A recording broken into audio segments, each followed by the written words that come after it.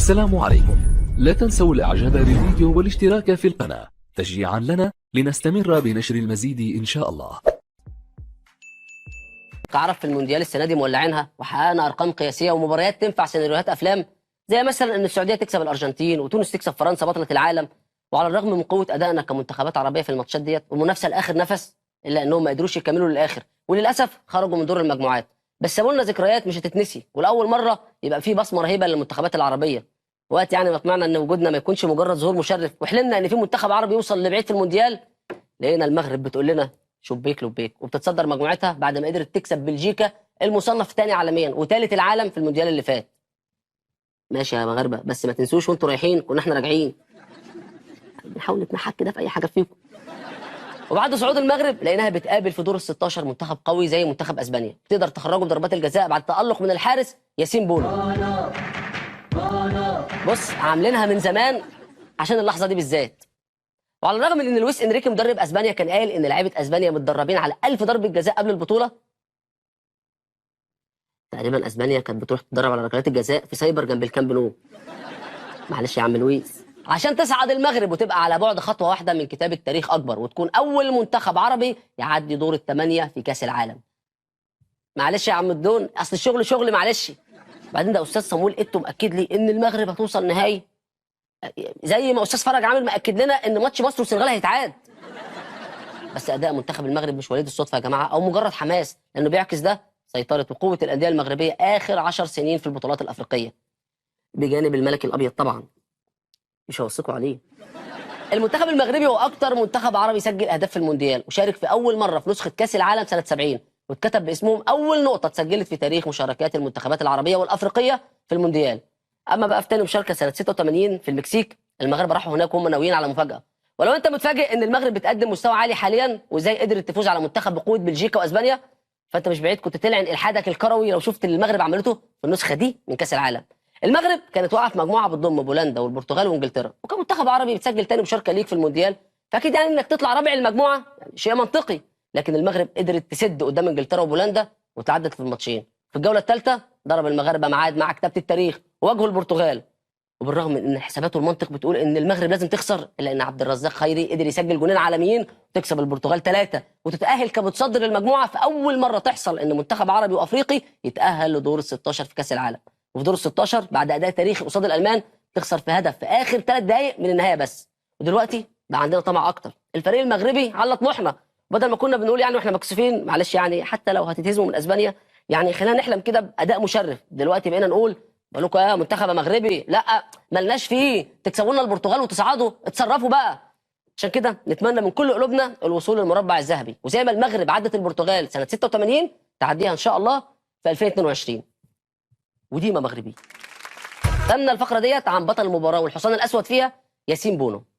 حارس المرمى من اهم عناصر الفريق، وفي اقوال اخرى بتقول ان الحارس هو نص الفرقه، ده الوحيد اللي ما ينفعش يتعالج والماتش شغال، ممكن الماتش يكمل لو لاعب بره او لاعب حتى اتطرد الا هو. ومؤخرا الحارس مع تطور الخطط دوره اتطور وبقى لازم يساهم في مرحله بناء اللعب، ولازم يكون بيلعب كويس برجليه مش مجرد بيصد كور. وعلى قد الاهميه ديت الا انه اكتر عنصر في اللعبه مظلوم اعلاميا وجماهيريا كمان، والفضل في المكسب في اغلب الوقت بيروح للاعب اللي جاب الجون او المدرب اللي لعب بخطه جهنميه. ده الموضوع ساعات بيوصل ان الفضل بيروح للجمهور اللي ما بطلش تشجيع طول ال 90 دقيقه. المهم انك تلاقي الفريق كله بتشكر الا حارس المرمى. والقادم افضل باذن الله ان شاء الله. كابتن هشام، انت ليك تصريح قديم قلت فيه ان انت او ما كنتش بتتوقع قوي فوز المغرب، كنت شايفها مهمه مستحيله ومباراه رد الاعتبار.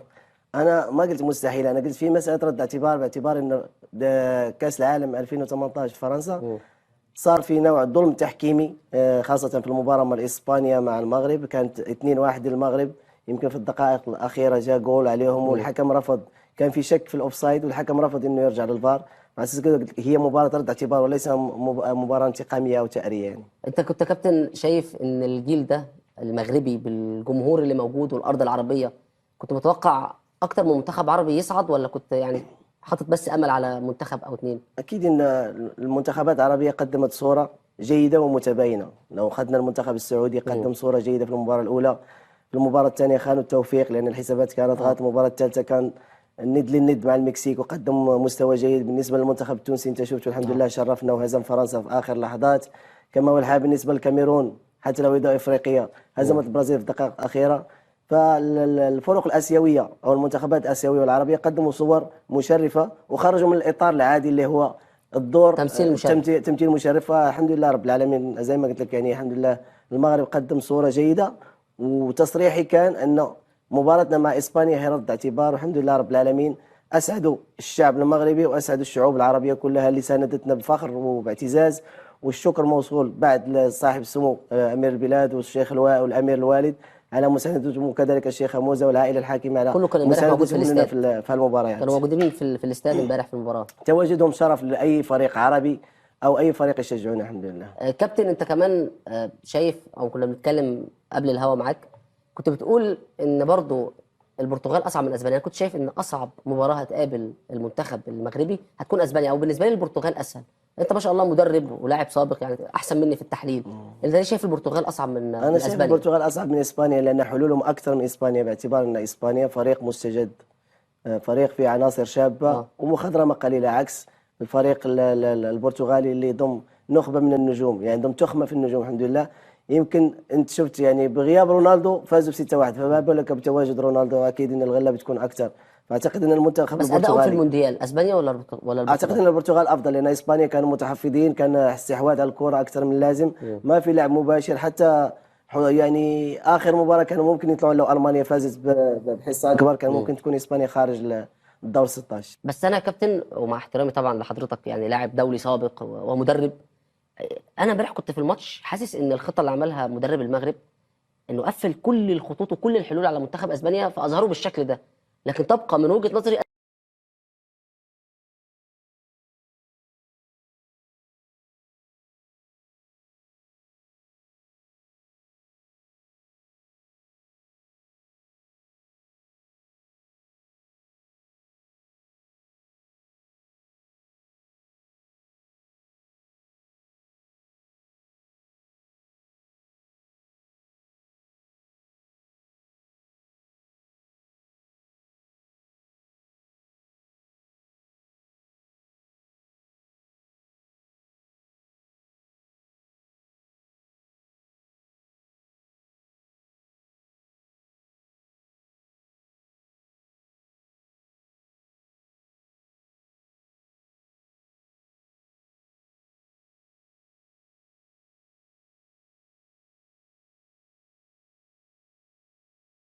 السلام عليكم. لا تنسوا الاعجاب بالفيديو والاشتراك في القناة تشجيعا لنا لنستمر بنشر المزيد إن شاء الله.